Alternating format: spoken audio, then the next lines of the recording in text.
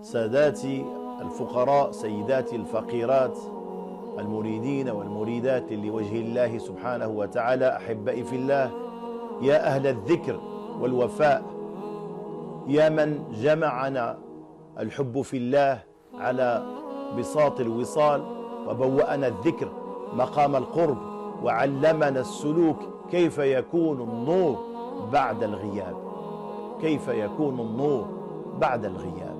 عظم الله أجوركم وأجركم. عزاؤنا واحد في انتقال والدنا وحبيبنا وشيخنا وربينا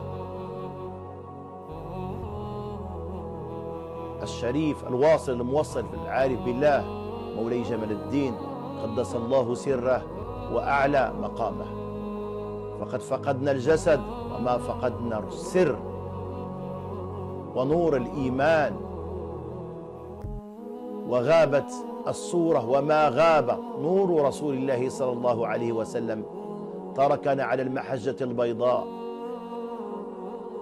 نمشي بأنفاسه ونجتمع على ذكره حتى نلقاه غدا عند باب الحضرة مع النبيين والصديقين والشهداء والصالحين، حيث لا فرقة ولا شقاء بعد اللقاء. أيها الأحبة في الله، لقد كان في شيخنا سيدي جمال رحمه الله أمة وحدة، كما كان الخليل إبراهيم عليه السلام.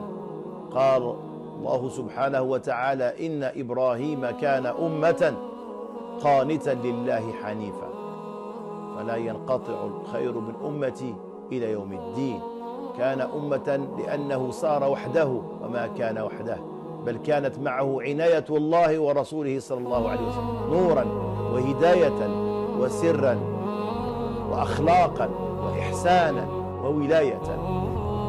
والسالك في طريق الله يدرك أن الخليل ليس اسما فقط، بل مقام ووراثة وطريق وهداية إلى الله سبحانه وتعالى.